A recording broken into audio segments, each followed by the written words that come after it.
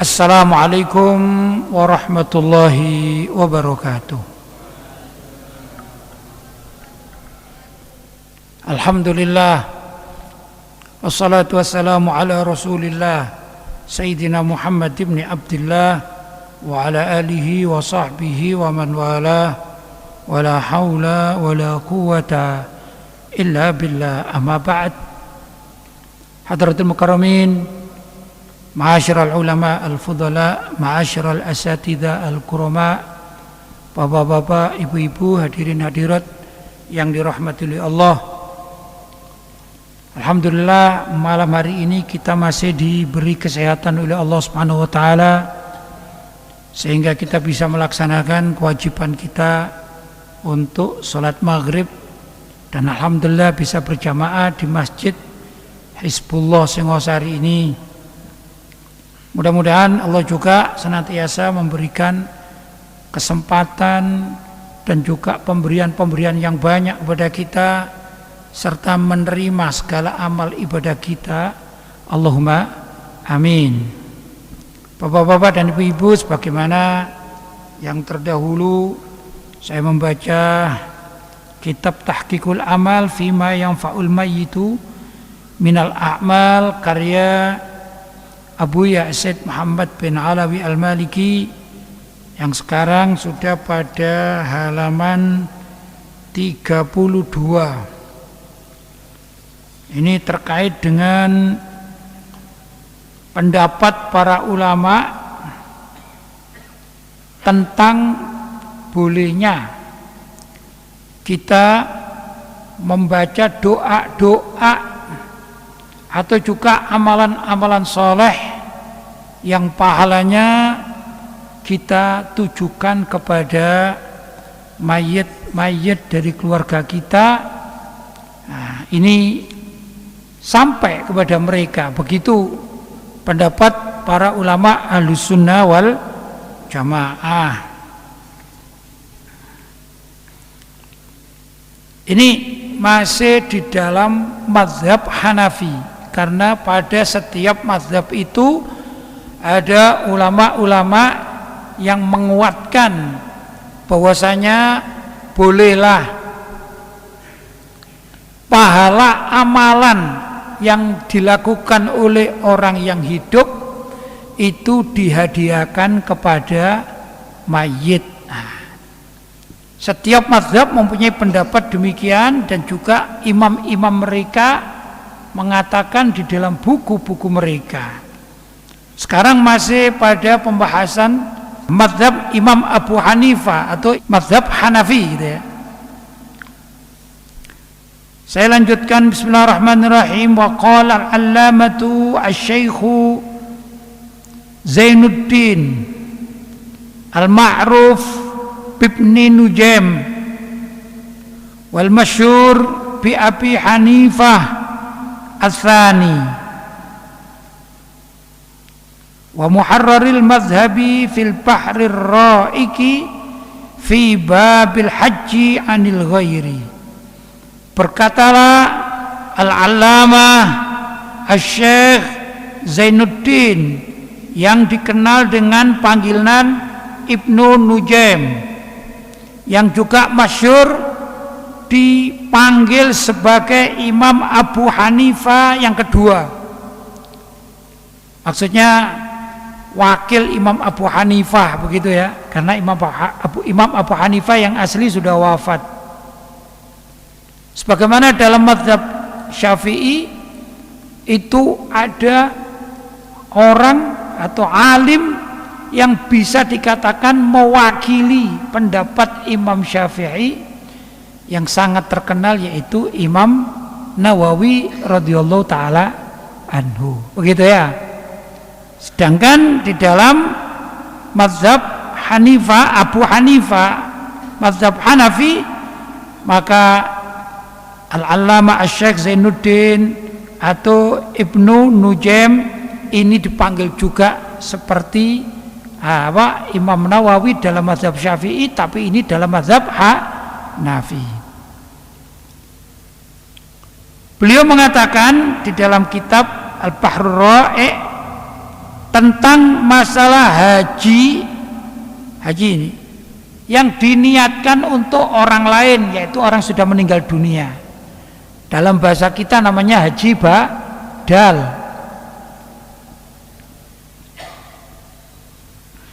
Lamma kana al-hajju 'anil ghairi kattaba'i akharahu wal aslu fihi annal insan lahu an yaj'ala thawab 'amalihi li ghairihi salatan au sauman au sadaqatan au qiraatal qur'ani au dzikron au tawafan au hajjan au umratan au ghaira dzalika 'inda ashabina lil kitabi was sunnah. Artinya, tatkala amalan haji untuk orang lain, maksudnya adalah haji badal itu, seperti mengikutkan kepada orang lain, mengikutkan amalan kepada orang lain. Apa maksudnya? Bahwasanya al-as yang aslinya itu dalam bab ini, bahwasanya annal insan, setiap orang itu lahu, berhak an yaj'ala thawab amalihi, untuk menjadikan atau mengirimkan pahala amal ibadahnya li ghairihi, untuk orang lain. Orang lain di sini orang yang sudah meninggal dunia. Sholatan, baik itu sholat. Jadi sholat kita ini kalau pahala, kan kita sholat dapat pahala kan? Ya. Kalau kita sholat dapat pahala, gambaran duniawinya kita bekerja dapat bayaran. Ya, dapat ongkos, bayaran, honor. Kita sholat dapat pahala, berarti kita mendapatkan satu kepemilikan terhadap pahala itu. Misalnya sholat zuhur kita, sholat zuhur ya, di masjid ini kita sholat zuhur tadi, maka tadi itu kita mendapatkan pahala yang bisa kita simpan, ya ada. Contoh lagi, kalau kita sholat zuhur di sini, misalnya dapat 10 pahala, maka kalau kita sholat zuhurnya kita di Masjidil Haram, kita mendapatkan 100.000 pahala. Berarti apa? Berarti orang sholat zuhur itu bisa dikatakan mengejar honor pahala, begitu ya. Sebagaimana orang kerja. Kalau saya kerja, misalnya ya kerja jasa itu ya, jasa. Mungkin lebih mudah jasa terapi, ya ini lebih mudah ya, jasa terapi. Terapi itu bisa terapi kesehatan gitu ya. Mijet juga termasuk terapi, terapi kecantikan misalnya ya, kan terapi. Itu kan dibayar kan? Kalau saya tukang terapi, pasti saya dibayar kan gitu ya. Saya kasih tarif misalnya. Kalau mau sehat terapi pada saya tarifnya 75.000. Berarti dapat apa? Saat itu saya nerapi seseorang, saya mendapatkan apa? Honor 75.000. Saya katakan uang 75.000 saya dapatkan dari pasien, saya kantongi sudah. Pertanyaannya begini, bolehkah uang 75.000 yang saya dapatkan hasil kerja saya nerapi orang, mengobati orang, dan orangnya tentu ya bayar kewajibannya, maka yang uang 75.000 itu begitu saya keluar dari rumah, saya sedekahkan misalnya ke masjid, saya masukkan kotak amal masjid, atau saya hadiahkan kepada orang lain, entah itu kawan saya, atau orang miskin, ya, atau mungkin saya berikan kepada saudara saya, mungkin saya berikan kepada ayah saya, ibu saya. Pertanyaannya boleh nggak sih? Kan boleh-boleh saja. Kenapa? Karena uang 75.000 itu murni hak saya sebagai ongkos terapi tatkala saya mengobati orang lain. Kan begitu, mengobati pasien. Ya hak saya. Namanya uang 75.000. Kalaupun saya simpen ya di tabungan, ya hak saya, boleh-boleh saja. Jelas ya? Demikian juga tatkala kita sholat, maka kita ini ibarat diberi honor oleh Allah berupa pahala. Kalau sholat di Masjid Jami' Singosari kita dapat 10 pahala, beda dengan kalau kita sholat di Masjid Al-Haram Makkah atau Masjidil Haram, maka kita diberi ongkos itu ya, honor berapa? 100.000 pahala. Kan berbeda, dan itu kenyataannya demikian menurut hadis-hadis Nabi Muhammad Shallallahu Alaihi Wasallam. Pertanyaannya, boleh nggak sih kalau saya sholat di Masjid Jami' Singosari mendapatkan pahala 10 dari Allah SWT, kemudian saya berikan, niat saya berikan pahala itu kepada ayah saya atau kepada ibu saya yang sudah meninggal dunia, ya boleh, tidak masalah, kan hak saya itu. Begitulah gambaran dari masalah kirim pahala. Ausauman, atau juga pahala puasa, entah itu puasa wajib maupun puasa sunnah. Puasa wajib kita mendapatkan pahala, puasa sunnah juga kita mendapatkan pahala. Yang kita kirimkan bukan gerakan sholatnya, bukan berlapar-lapar puasanya, bukan. Yang kita kirimkan kepada mayit itu adalah apa? Hasil dari gerakan sholat yang berupa pahala, atau hasil dari berlapar-lapar yang berupa puasa. Hasilnya itulah, ongkosnya itulah, honornya itulah yang kita kirimkan kepada mayit kita atau keluarga kita yang sudah meninggal dunia. Au sodakotan, atau juga sedekah. Dalam hadis banyak keterangannya. Ada seorang perempuan yang datang kepada Nabi, kemudian perempuan ini bercerita atau curhat kepada Nabi, ya Rasulullah, ibuku itu baru meninggal dunia. Saya yakin ibuku itu karena memang ahli sedekah. Andai kata sekarang masih hidup, saya tahu persis kebiasaan ibu saya, kata wanita ini, kata perempuan ini. Saya yakin pasti beliau itu akan bersedekah hari ini, kurang lebih begitulah ya, untuk memudahkan ya.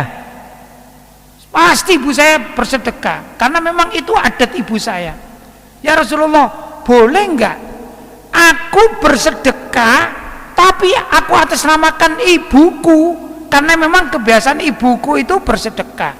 Contoh begini ya, ada kok orang itu niat istiqomah sedekah pada hari Jumat misalnya, kan ada kan ya, entah bersedekah apa. Kalau zaman sekarang ada sedekah nasi gitu ya, macam-macam, ada sedekah uang di masjid dan lain sebagainya. Loh, kalau orang tersebut mati dan kita tahu, apalagi kita ini anaknya misalnya, kan ingin melanjutkan, tapi agar yang sudah memulai itu tidak kehilangan pahala. Pertanyaan, boleh enggak ya kita bersedekah atas nama orang yang sudah mendahului kita dengan aktif istiqomah? Apa kata Nabi? Boleh. Kata Nabi apa jawabannya? Boleh. Ya sudah, berarti sedekah pun si perempuan yang datang kepada Nabi itu dia yang bersedekah, tapi pahalanya atas nama ibunya, dan kata Nabi boleh. Itulah dikatakan di sini au sodakotan. Boleh juga menjadikan pahala sedekah itu untuk orang lain yang sudah meninggal dunia. au qiraatal Qur'ani, atau juga dalam hal membaca Al-Qur'an. Lah tahlilan itu intinya baca Al-Qur'an sama doa, ya. Tahlilan kita masyarakat Ahlussunnah wal Jamaah umumnya baca apa? Surat Yasin, baca apa lagi? Surat Al-Fatihah, baca apa lagi? Surat, potongan dari ayat-ayat dari surat Al-Baqarah, kan begitu ya. Kemudian apa lagi? Surat Al-Ikhlas, kan begitu. Al-Alaq, terus An-Nas, kan begitu ya. Ini kan Al-Quran, baca Al-Quran. Hadiahnya, pahalanya dihadiahkan kepada mayit. Ini namanya au qiraatal Quran, au dzikron, atau zikir. Ya zikir, doa juga zikir. Ya, dikatakan ad-doa'u mukhul ibadah. Doa itu adalah inti ibadah. Dan doa itu mencakup juga zikir. Subhanallah, subhanallah, alhamdulillah, alhamdulillah, ya, dan lain sebagainya. Kalau dapat pahala boleh enggak kita kirimkan pahalanya untuk mayit? Boleh. Au tawafan, atau tawaf. Ini perkara haji atau umroh. Kita tawaf, kita niat pahala tawafnya disalurkan atau disampaikan kepada mayit. Boleh atau enggak boleh? Boleh. Au hajan, atau amalan haji. Lah ini yang dikatakan haji untuk orang lain istilahnya haji badal, ya enggak? Yang capek kita, dalam artian yang capek itu apa? Ya kita yang tawaf, kita yang sa'i, kita yang wukuf, kita yang mabit di Mina, kita yang lempar jumroh, kan yang capek kita. Tapi pahala itu kita berikan kepada orang yang kita cintai, seperti ayah kita, ibu kita, kan tidak apa-apa. Ya, bahkan kepada orang lain dibayar, sering begitu. Kita dibayar oleh seseorang yang masih hidup, dan haji kita niatkan untuk orang lain dari keluarga yang membayar kita, yang mengongkosi kita. Boleh apa tidak boleh? Boleh. Itu sama dengan demikian. Saya sekarang ini dengan bapak-bapak atau ibu-ibu belum tentu ada hubungan keluarga. Tapi kalau saya mendoakan, ya Allah, misalnya ya Allah, berilah ampunan orang-orang yang hadir majelis taklim. Pertanyaannya, boleh atau tidak boleh? Ya boleh. Oh, mendoakan orang, ya enggak apa-apa. Begitu. Demikian juga haji. Bolehkah saya menghajikan untuk tetangga saya? Ya boleh kalau mau. Ya tentu dengan cara-cara sesuai dengan aturan fikih begitu. Tapi boleh apa tidak boleh? Ya boleh, gitu ya. Au umratan, atau mengamalkan umroh. Au ghairu dzalika, atau amalan-amalan yang lain. Inda ashabina, menurut sahabat-sahabat kami dari mazhab Hanafi. Karena ini yang berbicara adalah Syekh Zainuddin, ya, Al-Ma'ruf bi Abi Hanifah Ats-Tsani. Beliau mengatakan inda ashabina, menurut sahabat-sahabat kami yang bermazhab Hanafi, lil kitabi was sunnah, itu berdasarkan dari Alkitab, yaitu Al-Quran, was sunnah, dan hadis-hadis Nabi Sallallahu Alaihi Wasallam. Ammal kitabu fali qaulihi ta'ala, adapun dalil dari kitab, maksudnya Al-Quran, adalah firman Allah Subhanahu wa ta'ala, wa qul, dan katakanlah, Rabbirhamhuma kama rabbayani shaghira. Rabbi, wahai Tuhanku, irhamhuma,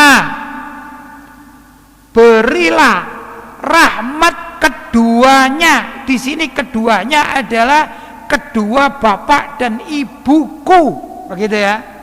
Ya Rabbi, wahai Tuhanku, berilah rahmat untuk ayah dan ibuku, kama rabbayani, sebagaimana beliau berdua, yaitu ayah dan ibuku itu, rabbayani, memeliharaku dengan penuh kasih sayang, shaghira, tatkala aku masih kecil atau sejak kecil. Kemudian tatkala kita sudah dewasa, ayah kita meninggal dunia, kita mendoakan ya ayah kita agar ayah kita mendapatkan rahmat dari Allah. Pertanyaannya, kan ayah kita dan ibu kita yang sudah mati kan sudah mati, tapi kenapa kok dicontohkan dalam Al-Quran anak itu diperintahkan, wakul, katakanlah, diperintahkan untuk mendoakan kedua orang tuanya yang sudah meninggal dunia. Nah ini berarti boleh maksudnya ya, artinya boleh, ini dalilnya. Wa ikhbaruhu ta'ala an malaikatihi biqaulihi, dan demikian juga penghabaran dari Allah Subhanahu wa taala atas para malaikatnya atau kepada para malaikatnya, biqaulihi, dengan firman Allah, wa yastaghfiruna lilladzina amanu, wa yastaghfiruna, dan mereka para malaikat itu memintakan ampun kepada Allah, lilladzina amanu, bagi orang-orang yang beriman. Malaikat itu kan makhluk, dan orang yang beriman itu ada yang hidup dan ada yang mati. Dan ini secara mutlak bahwasanya para malaikat itu memohonkan ampun kepada atau untuk orang-orang yang beriman kepada Allah, baik yang hidup maupun yang sudah wafat. Wasaqa ibaratahum biqauli ta'ala, dan berlanjutlah atau dilanjutkanlah ibaratnya itu dengan firman Allah Subhanahu wa taala, apa? Rabbana wasi'ta kulla syai'in rahmatan wa ilma. Ya Allah, wahai Tuhan kami, wasi'ta, engkau melapangkan kulla syai'in, segala sesuatu, maksudnya rezeki ya, rahmatan, baik itu berupa rahmat, wa ilman, dan juga berupa ilmu. Ya Allah, engkau telah membukakan apa? Rahmatmu dan ilmumu kepada segala sesuatu, maksudnya pemberian Allah kepada makhluknya. Kemudian ayatnya, faghfir lilladzina tabu, karena itu ampunilah ya Allah, lilladzina, bagi orang-orang yang tabu, bertobat, wattaba'u sabilak, dan mereka mengikuti sabilak, jalanmu, maksudnya jalanmu itu agamamu. Maksudnya begini, para malaikat itu memohon kepada Allah SWT ampunan kepada orang-orang yang beriman, dan juga kepada orang-orang yang setelah berbuat maksiat kemudian bertobat ya, setelah berbuat maksiat kemudian bertobat dan mengikuti ajaran agama Islam. Artinya apa? Beriman dan mati atas Islam tetap, walaupun mereka itu dulunya banyak berbuat kesalahan, tapi malaikat memohonkan ampun kepada Allah untuk mereka. Siapa itu? Baik yang hidup maupun yang mati dari kalangan orang-orang yang beriman. Begitu ya. Logikanya bagaimana? Ini ayat turun ini di zaman Nabi Muhammad hidup. sampai sekarang berlaku ayat ini. Itu satu. Yang kedua, bahwasanya para nabi yang terdahulu juga beriman kepada Allah. Dan para nabi serta umatnya para nabi terdahulu, tentu ada yang di kalangan umat nabi terdahulu itu yang berbuat salah, gitu ya, berbuat salah. Seperti Nabi Adam pun mohon ampun kepada Allah karena berbuat salah, kan begitu ya. Dan sebagian para nabi, contohnya Nabi Yunus alaihissalam, yang pada akhirnya oleh Allah SWT diapakan? Ya, bisa dikatakan disangsi begitu ya, di dalam perut ikan yang besar, ikan paus barangkali begitu ya. Dan beliau memohon ampun kepada Allah. Demikian dan seterusnya, masih banyak riwayat-riwayat kisah-kisah para nabi yang mereka merasa bersalah kepada Allah Subhanahu wa taala, apalagi umatnya. Ya, apalagi umatnya. Maka Allah memberitahukan kepada nabi bahwasanya malaikat itu diperintahkan oleh Allah untuk memintakan ampun kepada Allah untuk umat-umat yang telah meninggal dunia tadi itu, yaitu para nabi dan umatnya terlebih dahulu yang sebelum nabi diutus. Itu satu. Yang kedua, bahwa ayat ini memberitahukan bahwa malaikat pun memintakan ampun kepada orang-orang yang hidup. Siapa itu? Yaitu para sahabat yang hidup bersama nabi. Yang meninggal dunia sudah ya, dan yang hidup yaitu di zaman nabi. Kemudian ayat ini juga memberitahukan bahwa nantinya akan ada dari kalangan umat Nabi Muhammad orang-orang yang beriman. Tapi walaupun beriman kepada Allah, masuk Islam, namun sebagian mereka juga adalah orang-orang yang melakukan kesalahan-kesalahan itu, bermaksiat maksudnya. Maka menurut ayat ini Allah tetap perintah kepada malaikat ya, agar memohonkan ampun bagi siapa? Bagi orang-orang yang salah di antara umat Nabi Muhammad, gitu ya. Nah, kalau kita hidup zaman sekarang, siapa yang sudah meninggal dunia? Mulai zaman Nabi sampai kakek-kakek kita sudah meninggal dunia. Yang hidup kan kita. Dan ayat ini tetap berjalan. Berarti apa? Allah SWT memberitahukan bahwa istighfar itu bukan hanya untuk orang yang hidup, bukan, tapi terus. Ya, ini pertanda bahwa pahala istighfar itu sampai kepada siapa? Kepada orang yang mati maupun yang hidup. Begitu. Kalau sekarang saya memohonkan ampun kepada Allah untuk hadirin dan hadirat, misalnya, ya Allah, ampunilah para hadirin dan hadirat. Ya, kalau doa saya diterima oleh Allah SWT, berarti apa? Berarti yang hidup, yang hadir ini mendapatkan ampunan dari Allah. Kan begitu logikanya, ya enggak? Berarti apa? Ya memang dianjurkan. Dan para malaikat itu terus yastaghfir, beristighfar. Kenapa? Karena para malaikat yang diperintahkan oleh Allah itu tidak mati.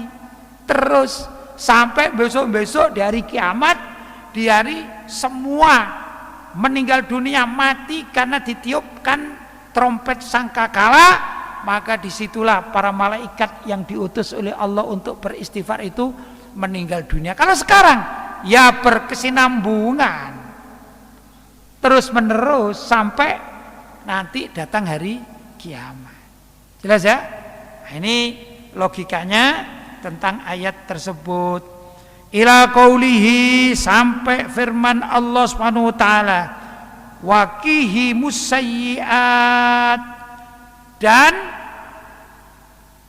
waqayaqi itu jagalah, kihim yaitu jagalah mereka dari as-sayyiat, keburukan-keburukan, kejahatan-kejahatan, mara bahaya dan perilaku-perilaku yang tidak baik. Ini doa. Jadi doa itu yasmul menyeluruh pada siapa saja, namanya juga doa. Ya, saya logikakan demikian juga ini. Bapak-bapak dan ibu-ibu ada di majelis ini, tentu ada yang segar, ya, tapi ada juga yang mengantuk kan gitu ya. Bahkan mungkin juga sudah ada yang tidur ya. Tapi semua hadir di majelis ini. Kalau saya berdoa kepada Allah dan doa saya misalnya diterima, ya Allah, ampunilah orang-orang yang ada di masjid ini yang hadir majelis taklim. Apakah kira-kira yang diberi ampunan cuma yang seger saja, yang ngantuk enggak, apalagi yang tidur? Ya tidak begitulah, Allah tidak pelit kok. Ya, yang pelit kan manusia ini. Maka Allah akan menurunkan ampunannya kepada orang-orang yang berada di masjid ini. Kan begitu, karena doanya mutlak. Doanya mutlak, ya Allah, ampunilah orang-orang hadirin dan hadirat yang ada di masjid ini, kan mutlak. Kecuali kalau yang doa pelit misalnya, yang doa aja pelit ya. Begini doanya, ya Allah, ampunilah orang-orang yang hadir di masjid ini, ya Allah, khusus yang sehat saja, yang matanya bisa seger saja. Yang ngantuk-ngantuk, ya Allah, jangan diberi ampunan misalnya, apalagi yang tidur. Lo kan tidak ada doa begitu kan ya, doa pelit kan tidak ada ya. Enggak? Doa itu selalu umum, begitu ya. Rabbana atina fid dunya hasanah, kan umum. Ya Allah, berilah kami di dunia ini kebaikan, kan umum. Apa misalnya ada orang doa ya saya kan punya keluarga. Nah, kebetulan saya anggap bapak-bapak ini bukan keluarga saya, ibu-ibu bukan keluarga saya. Apa perlu saya mengatakan dalam doa Rabbana atina ana wa ahli faqat, ya, hasanah fid dunya hasanah, yang artinya ya Allah, berilah aku kebaikan, aku dan keluargaku saja itu di dunia ini kebaikan. Apa perlu begitu doa? Enggak kan? Karena yang doa tidak pelit, ya enggak? Malaikat tidak pelit, yang kita berdoa tidak pelit, apalagi Allah Subhanahu wa taala tidak pelit. Maka doa itu yasmul Rabbana atina fid dunya hasanah, ya Allah, berilah aku di dunia, kami di dunia ini kebaikan. Gitu ya. Demikian juga malaikat memohonkan ampun kepada Allah, enggak pele-pele, apa yang hidup saja atau yang mati saja atau bagaimana, yang hidup dan yang mati semua dapat apa? Hasil istighfarnya para malaikat kepada Allah. Begitulah kurang lebih. Jelas ya? Bapak-bapak dan ibu-ibu yang dirahmati oleh Allah Subhanahu wa taala,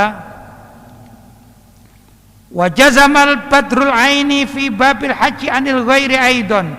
Demikian pula ditentukan oleh Al-Imam Badrul Aini atau kitab Al-Badrul Aini di dalam bab Al-Haji anil ghair bagi badal aidan bin Syarhil Kanz, dari kitab Syarh Al-Kanz, bi'anna, bahwasanya lil insani, bagi seseorang itu, an yaj'ala thawab amalihi, bolehlah menjadikan pahala amal ibadahnya itu li ghairihi, bagi orang lain yang sudah meninggal dunia, min sholatin, baik itu dari sholat, au saumin atau puasa, au hajin atau haji, au sedaqatin atau sedekah, au qiraati Qur'anin atau bacaan Al-Qur'an, au dzikrin atau zikir kepada Allah, ila ghairi dzalika, kepada yang lain-lainnya, maksudnya dan lain-lain, min jami anwaril birri,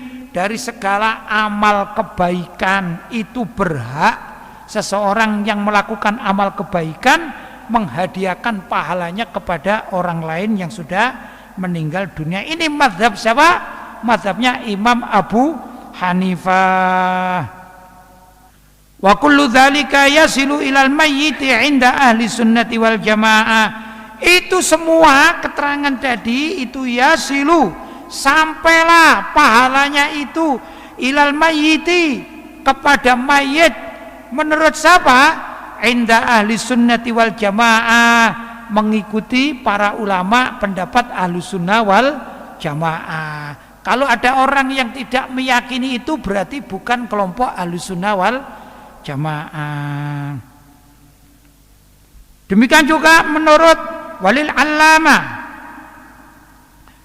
alamati Sa'duddin, yaitu menurut al-allamah Sa'duddin ad-Dairi, namanya orang mengikuti mazhab Hanafi, al-mutawaffa, yang meninggal dunia sanata pada tahun 7 wasittina dan 60 wasamanimi'a dan 800, maksudnya tahun 867 Hijriah.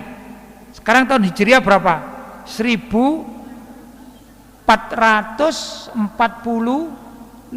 ya. Ya, berarti ini Hijriah. Dalam kitab apa itu? Beliau mengatakan dalam kitab apa? Dalam kitab Al-Kawaibun Niron fi wusuli thawabit ta'ati ilal amwat. Itu nama kitabnya. Di sanalah dibahas mengikuti mazhab Hanafi, bahwasanya mengirim pahala untuk mayit itu. Sampai pahala dari apa? Segala amal kebaikan, baik yang fardu maupun yang sunnah ya. Yang fardu yang wajib, yang fardu ya, yang sunnah. Kalau yang fardu sudah maklum seperti sholat, apalagi zakat fardu, terus puasa Ramadan, terus apa lagi? Haji, gitu ya. Yang fardu-fardu, sholatnya sholat 5 waktu boleh. Apalagi yang sunnah. Wah, kalau yang sunnah ini sangat banyak ibadah sunnah, sulit dihitung ini ya. Kalau misalnya kita bicara sedekah aja, macam-macam sedekah itu ada ya. Kalau bicara zikir, berbagai macam bacaan zikir, betul? Bacaan sholawat aja kepada Nabi, macam-macam bacaan sholawat. Pokoknya semua amalan-amalan itu boleh. Nah, bagaimana dengan tahlilan? Apakah tahlilan itu wajib? Bukan. Tahlilan itu amalan sunnah. Baca Yasin untuk mayit bukan wajib, tapi amalan sunnah. Walaupun amalan sunnah, tapi ya perintah. Banyak amalan sunnah yang diperintahkan oleh Allah. Misalnya sholat duha, sholat malam. Sholat apa sholat malam? Sholat tahajud, sholat witir, ya enggak? Diperintahkan dalam syariat. Jadi banyak sekali. Nah, demikian juga bacaan-bacaan dalam tahlil. Ada bacaan Al-Quran, itu juga perintah walaupun sunnah. Faqra'u ma tayassara minal Quran. Faqra'u, bacalah, ma tayassara, apa yang ringan bagimu, minal Quran, dari Al-Quran. Kita diperintahkan baca Al-Quran ya, tapi apa hukumnya sunnah, begitu, dan lain sebagainya.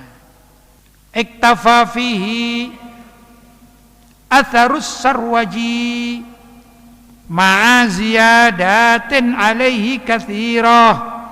Iktafa, cukuplah, fihi, di dalam bab ini, atharus sarwaji, itu tinggalannya Imam As-Sarwaji, seorang imam yang sangat luar biasa yang mengikuti mazhab Abu Hanifah atau mazhab Hanafi. Ma'aziyadatin alaihi, dan masih banyak ziyadat, tambahan-tambahan, alaihi, atas kitabnya Imam As-Sarwaji, kathirah, banyak sekali tambahan-tambahannya. Maksudnya ya ikhwan, bahwa di dalam mazhab Abu Hanifah itu memiliki dalil-dalil yang ditulis oleh ulama-ulama mereka tentang bolehnya kirim doa untuk mayit, dan pahalanya sampai untuk mayit mengikuti mazhab siapa? Abu Hanifah. Berarti orang-orang yang mengingkari bukan bermazhab Abu Hanifah atau tidak bermazhab apa? Mazhab Hanafi, begitu ya. Nanti keterangan berikutnya, pelajaran berikutnya mengikuti mazhab Maliki, apakah ada? Ada. Yang mengikuti mazhab Syafi'i dari ulama-ulama, ada enggak yang membahas dengan yang sama ada. Bahkan yang mengikuti mazhab Hambali, imam-imamnya juga ada yang mengatakan sampailah bacaan orang yang hidup itu untuk mayit. Jadi dari 4 mazhab ini, mazhab Ahlussunnah wal Jamaah, semua imamnya mengatakan sampailah pahala amal ibadah orang yang hidup, segala macam kebaikan orang yang hidup bila diperuntukkan untuk orang yang sudah meninggal dunia. Jadi kalau ada kelompok yang mengingkarinya itu pasti bukan Ahlussunnah wal Jamaah. Kalaupun mengaku Ahlussunnah wal Jamaah, itu adalah pengakuan bohong, pengakuan palsu. Ya, nah ini ada syair yang mengatakan wa kullun yadda'i wuslan bilaila wa laila la tukirru lahu bidzaka. Wa kullun, setiap orang, ini ceritanya Qais, ya. Qais mempunyai kekasih namanya Laila. Kemudian Qais meninggal dunia, tinggal Laila. Ternyata Qais yang lain semuanya pada mengatakan akulah kekasih Laila, gitu ya. Dikatakan dalam syair wa kullun, setiap Qais itu mengaku wuslan bilaila, punya hubungan spesial dengan Laila. Wa Laila, tapi Laila la tukirru lahu bidzaka, tidak mengakui seperti itu kecuali ya Qais kekasihnya. Demikian juga Ahlussunnah wal Jamaah. Setiap orang mengaku akulah Ahlussunnah wal Jamaah, tapi Ahlussunnah wal Jamaah belum tentu mengakui mereka sebagai Ahlussunnah wal Jamaah kalau tidak sesuai dengan kriteria Ahlussunnah wal Jamaah. Di dunia ini yang sudah disepakati oleh umat Islam seluruh dunia, kelompok mayoritas, bahwa mazhab Ahlussunnah wal Jamaah itu untuk saat sekarang mengikuti 4 mazhab di dalam berfikih. Apa tadi? Mazhab Hanafi, mazhab Maliki, mazhab Syafi'i, mazhab Hambali. Yang semua 4 mazhab mengakui bahwasanya orang yang hidup dan beramal ibadah kalau menghadiahkan pahala ibadahnya itu kepada mayit, maka akan sampai. Mudah-mudahan pelajaran hari ini bisa kita cerna dan kita yakini, semoga apa yang kita lakukan dalam amalia kita, kirim doa untuk mayit, tahlilan kita untuk mayit, semuanya diterima oleh Allah dan disampaikan pahalanya untuk mayit. Dan mudah-mudahan pengajian malam hari ini pahalanya kita kirimkan kepada semua, khususnya warga Singosari, ya, yang sudah meninggal dunia, dari kalangan para ulamanya, tokoh-tokoh Islamnya, bahkan jamaah-jamaah yang aktif di dalam di masjid manapun, di musola manapun, atau majelis-majelis taklim, dan juga seluruh umat Islam yang ada di kuburan di Singosari pada umumnya. Mudah-mudahan mereka mendapatkan kecipratan barokah dan pahala dari majelis kita. Allahumma amin. Bapak-bapak dan ibu-ibu yang dirahmati Allah, barangkali itu yang dapat saya sampaikan, kurang lebihnya mohon maaf yang sebesar-besarnya. Hadza ma aqulu lakum wal afu minkum. Wassalamualaikum warahmatullahi wabarakatuh.